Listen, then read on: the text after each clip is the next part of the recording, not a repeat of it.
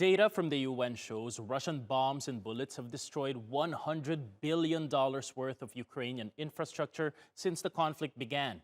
That number is obviously still climbing, and even before the current crisis, Ukraine had already lost $200 billion worth of income due to Russian incursions into Crimea and the nation's eastern regions.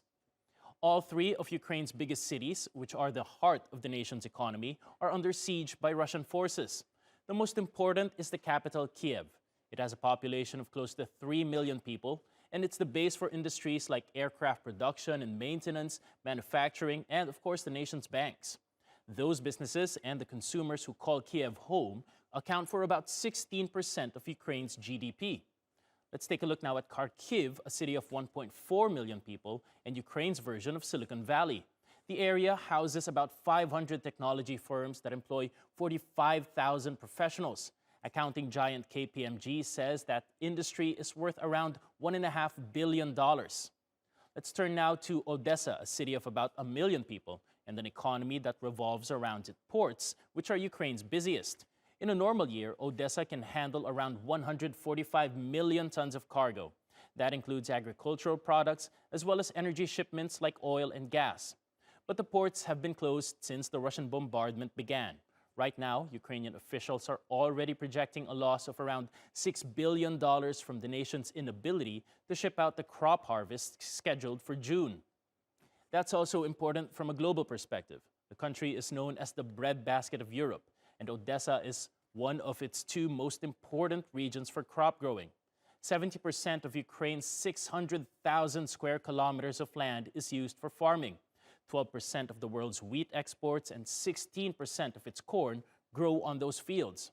Russian forces have set their sights on these regions, and the impact is being felt globally. Cost of production, it has increased immensely. So they have to come together and also increase the price of bread by 40% to what it was before. We have animals that eat grains, wheat, corn, rapeseed, sunflower seed, and the prices of these grains has been going up for 15 months. We went from $188 for a ton to $387. So prices are going up, but we're not able to pass it on to consumers. There's a direct impact on our farms. The price that we sell our chicken hasn't really changed. And the longer the conflict drags on, the higher the cost for Ukraine and the global economy.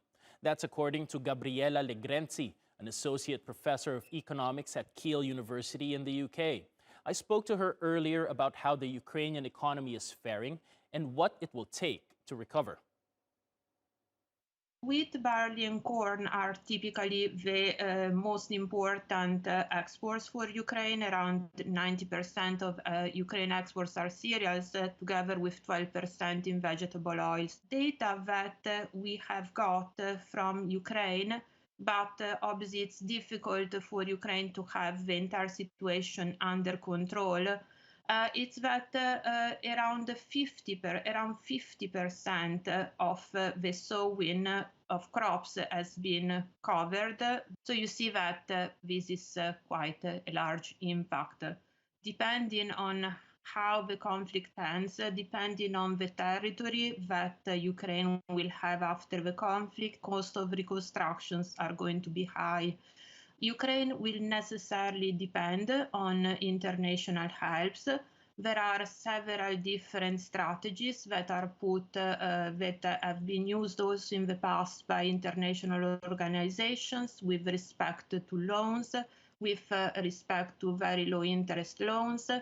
Also, foreign investments might help in the country, but there are also some impediments. All the strengths, in a sense, of the Ukrainian economy have been, in a sense, diminished due to the conflict.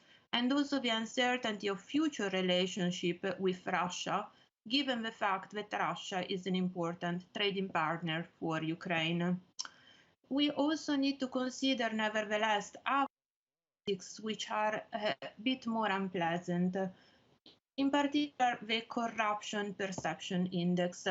Corruption Perception Index is quite important with respect to attracting foreign investment, and we see that unfortunately Currently, this index is quite high for Ukraine. We have an index of 32 against the corruption perception index of Russia of 29. This might point to also the need for some reforms in the Ukrainian system after the end of the conflict.